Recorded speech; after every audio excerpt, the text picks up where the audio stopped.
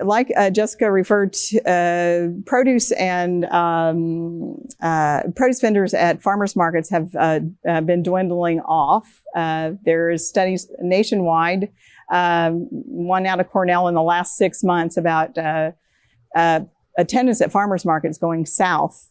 And one of the things that I like about Jessica is she's always looking at the trends, and she attends the conferences about what's going on with farmers markets nationally.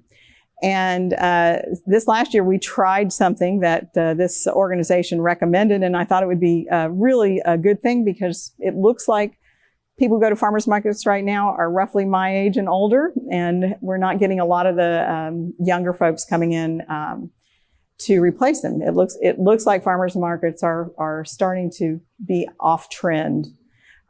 So we tried this app that the town was involved in.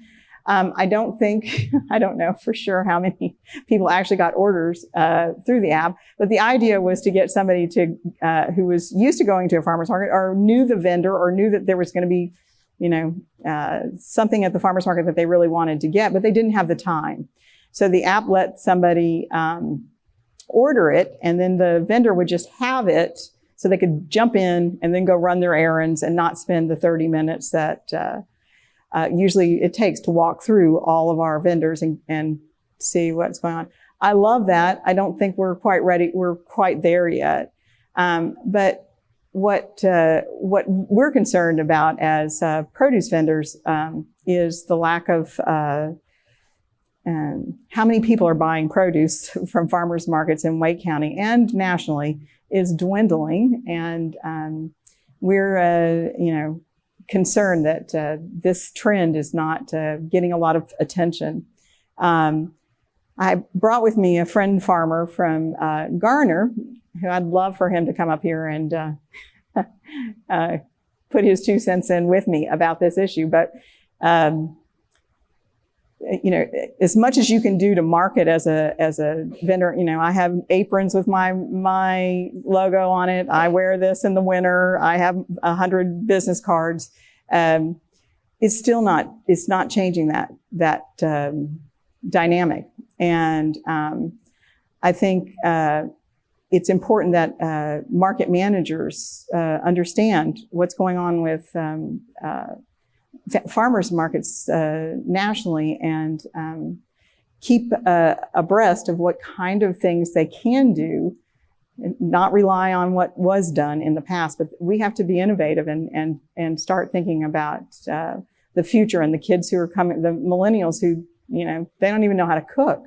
So Wegmans kind of put us all in a frightening space, because they brought to this market everything that you could possibly need in 15 seconds. You go in and you have your roast beef and your mashed potatoes and you just pop it in your microwave and you're done.